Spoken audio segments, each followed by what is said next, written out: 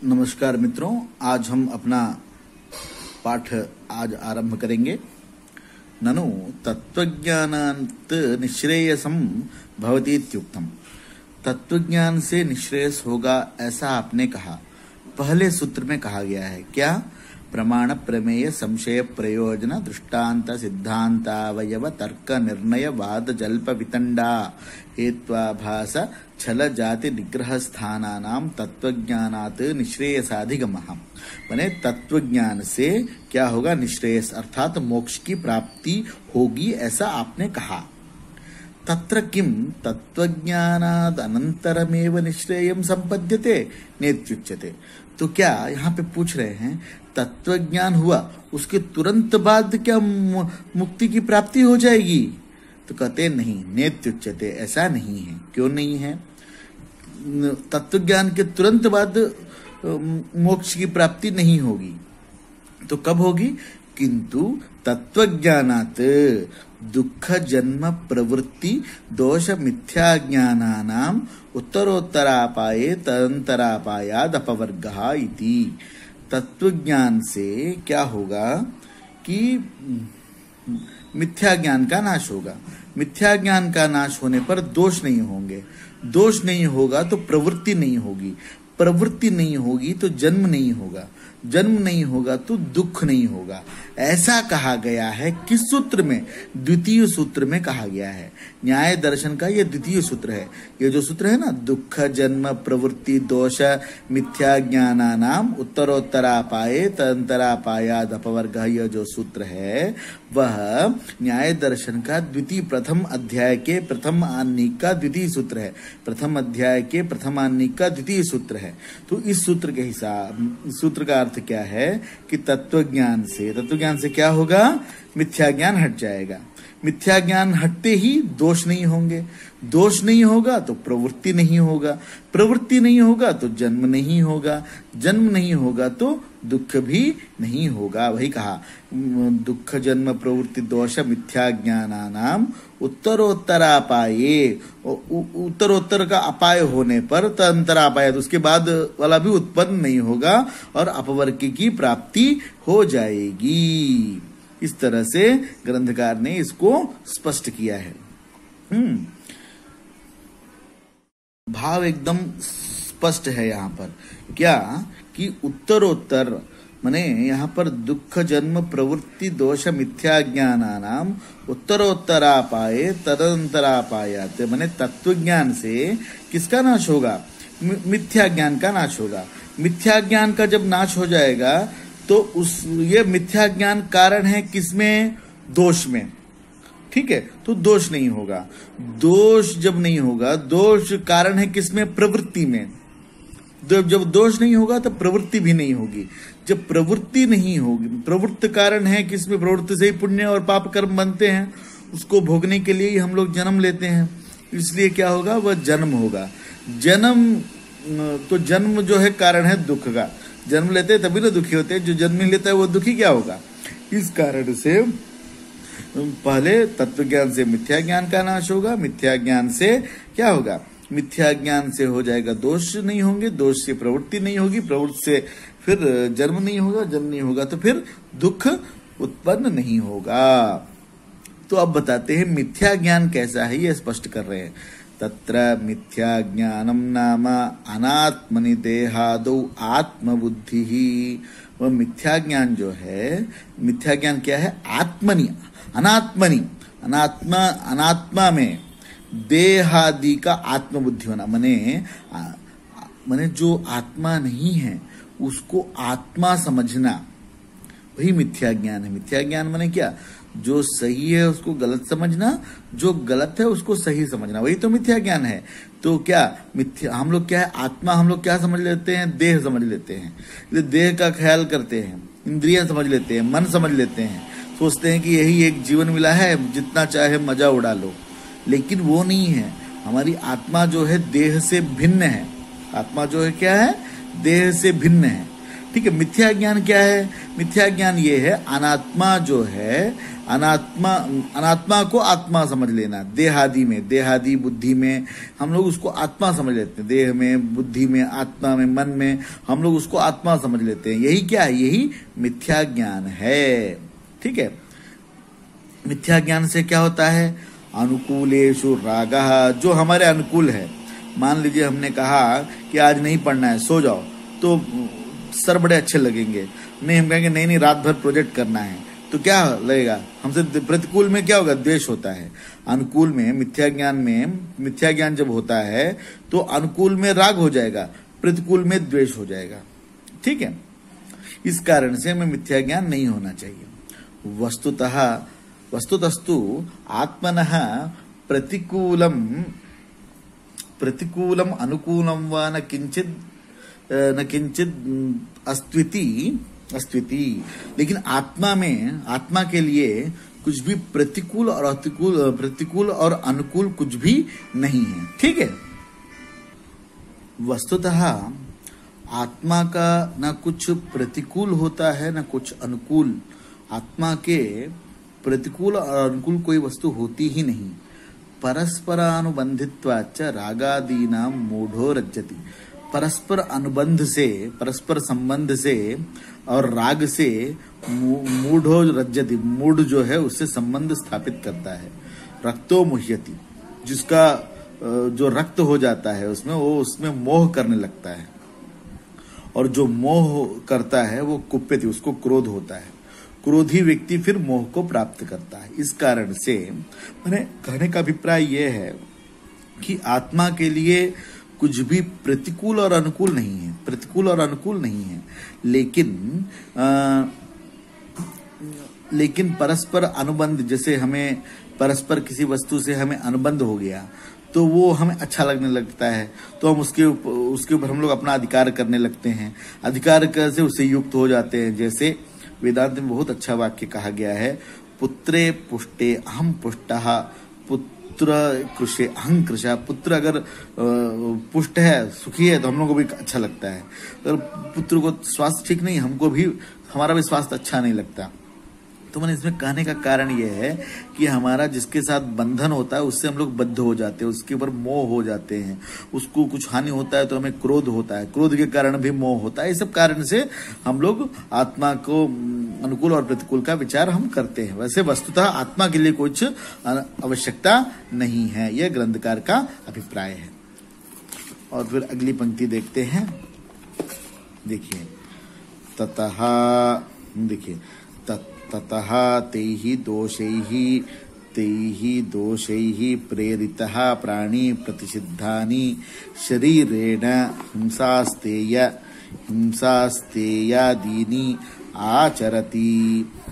दोषों से प्रेरित जो प्राणी है वो प्रतिषिद्ध कर्म शरीर से करता है। कौन से कर्म करता है? दोष से प्रेरित प्राणी प्रतिषिद्ध कर्म करता है शरीर से। क्या? हिंसा, अस्तेयादीनि, हिंसा अस्तेय इत्यादि आचरण वह शरीर से करता है। और वाक से क्या करता है? वाचा अमृतादीनि, वाक से झूठ इत्यादि बोलता है। मनसा परद्रोहादीनि, मन से क्या करता है? मन से प्रतिषिद्ध कर्म करता है। कौन सा कर्म करता है? द्रोह इत्यादि कर्म करता है। ठीक है। हाँ, तो ये सब द्रोह करता है करके ग्रंथकार ने बताया। सेयम पाप रूपा प्रवृत्ति ही अधर्म। यह जो पाप रूपा प्रवृत्ति है उसको अधर्म कहते हैं। शरीरेण प्रशस्तानि, शरीर से अच्छे कर्म भी करता है, उत्तम कर्म भी करता है। क्या? दान देना। परित्राणादीनि, पर की रक्षा करना, परित्राण में रक्षा आदि करना, ये सब कार्य भी करता है। वाचा हित सत्यादीनि, वाक से क्या करता है? हित बोलता है, सत्य बोलता है। मनसा अजिगांसादीनि, मन से क्या करता है कि वह शास्त्र उन्हें किसी की इच्छा न कर, हिंसा में इच्छा न करने वाला, किसी को कष्ट न हो, ये सब वह विचार करता है। सेयम पुण्य रूपा प्रवृत्ति ही धर्म। माने दोष जो है, प्रेरित प्राणी जो है वो प्रतिषिद्ध का भी आचरण करता है और प्रशस्त का भी आचरण करता है। प्रतिषिद्ध कर्म कौन कौन से हैं? शरीर से हिंसा, स्तेय इत्यादि हाँ, और वाक से झूठ बोलना, मन से परद्रोह करना, ये सब जो है अधर्म से है। और प्रशस्त कर्म कौन कौन से? शरीर से दान, पर परित्राण माने दूसरों की रक्षा करना, वाक से हित बोलना, सत्य बोलना, मन से जो है हिंसा नहीं करने की इच्छा करना। सेयम पुण्य रूपा प्रवृत्ति, ये सब जो पुण्य रूपा प्रवृत्ति है वो धर्म है। सेयम उभयी प्रवृत्ति, इसलिए उसकी दोनों में प्रवृत्ति होती है, धर्म में भी प्रवृत्ति होती है और अधर्म में भी प्रवृत्ति होती है, ऐसा ग्रंथकार हमें बताते हैं। ठीक है, फिर देखिए यहाँ क्या करें। ततः स्वानुरूपम प्रशस्तं निंदितं वा जन्म पुनः शरीरादेः प्रादुर्भावः तस्मिन् सति प्रतिकूल वेदनीयतया बाधनात्मकं दुःखं भवति। ततः स्वानुरूपं प्रशस्तं निंदितं वा जन्म पुनः शरीरादेः प्रादुर्भावः, अपने अनुरूप प्रशस्त या निंदित कर्म करने से उसके अनुसार ही जन्म होता है। हम लोगों ने ऊपर पढ़ा ना कि धर्म और अधर्म, धर्म से क्या कार्य होते हैं, वाक से, शरीर से, मन से क्या कार्य होते हैं अधर्म से, और धर्म से क्या कार्य होते हैं ये हमने पढ़ा था। तो वो कहते हैं आपने अगर धर्म किया है तो प्रशस्त जन्म प्राप्त होगा, अधर्म किया तो आपने निंदित जन्म प्राप्त होगा। जन्म मने क्या? शरीर का प्रादुर्भाव होना, शरीर के साथ आत्मा का संबंध होना ही क्या कहते हैं, उसी को जन्म कहते हैं। तस्मिन् सति प्रतिकूल वेदनीयतया बाधनात्मकम दुखम भवति, जन्म होने पर क्या होता है, प्रतिकूल वेदनीय होता है, दुख का लक्षण है प्रतिकूल वेदनीयम दुखम। प्रतिकूल माने हमारे विरुद्ध, अनुकूल कुछ अगर, प्रतिकूल कुछ अगर हो तो उसको दुख कहते हैं। जन्म होने से ही बहुत सारे प्रतिकूल होते हैं। ठीक है, तो जन्म अगर होगा तो हमारे प्रतिकूल आचरण होने के वजह से हमें क्या होगा, हमें दुख की प्राप्ति होगी, ऐसा ग्रंथकार बताते हैं। न ही अप्रवृत्तस्य दुखम प्रत्यापद्यते इति कश्चित् प्रपद्यते, जो कोई अगर कोई प्रवृत्ति ही नहीं होगा तो उसको दुख नहीं होगा। नहीं, अप्रवृत्तस्य दुखम प्रवृत्त नहीं होगा तो दुख नहीं होगा। ठीक है, प्रवृत्त होगा तो दुख तो होगा ही, ऐसा हमें कहना ही पड़ेगा। लेकिन यह हमें मानना पड़ेगा अगर प्रवृत्ति नहीं होगी तो दुख की प्राप्ति भी नहीं होगी, ऐसा कह रहे हैं ग्रंथकार। नहीं अप्रवृत्तस्य दुखम प्रत्यापद्यते, प्रवृत्त कोई अगर प्रवृत्त नहीं होगा तो उसको दुख की प्राप्ति नहीं होगी। इति कश्चित् प्रपद्यते, जो अगर प्रवृत्त होगा तभी दुख की प्राप्ति होगी, ऐसा ग्रंथकार हमें स्पष्ट करते हैं।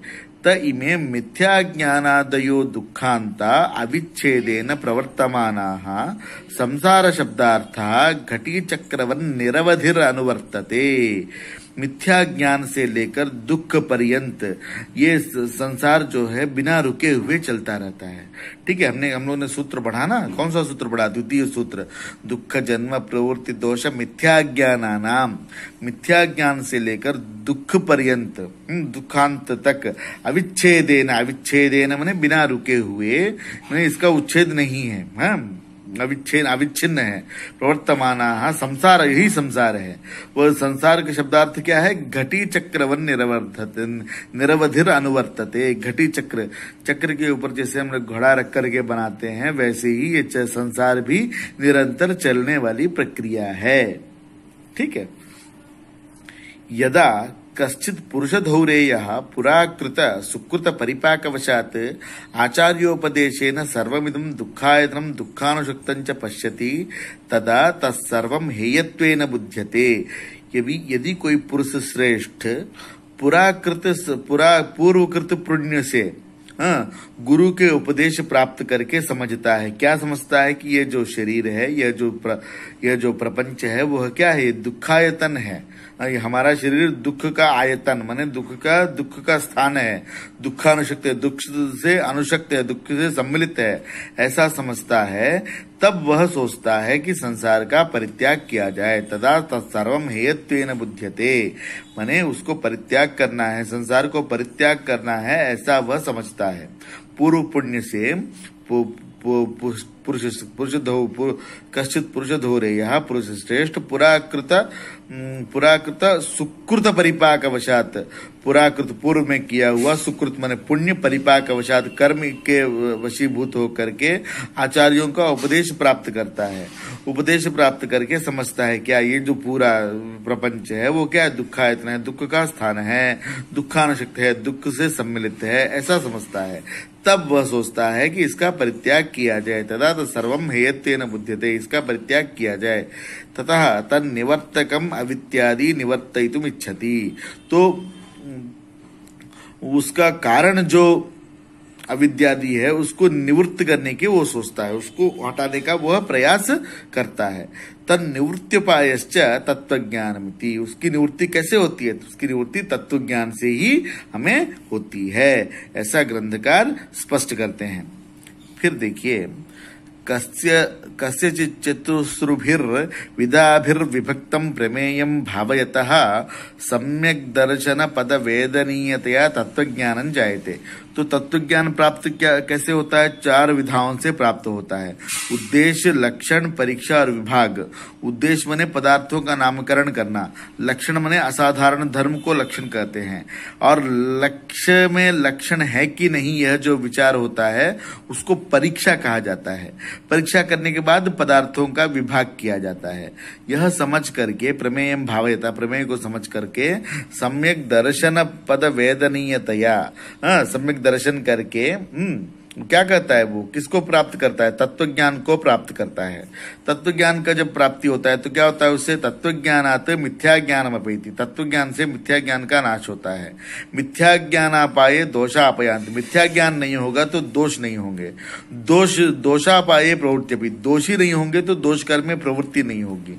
प्रवृत्ति अगर नहीं होगी तो जन्म नहीं होगा, जन्म नहीं होगा तो क्या नहीं होगा? दुख भी नहीं होगा। दुखम अत्यंतम निवर्तते, दुख का भी नाश हो जाएगा। सा आत्यंतिकी दुख निवृत्तिर अपवर्ग, वह दुख की जो निवृत्ति है उसी को क्या कहते हैं? उसी को अपवर्ग कहते हैं।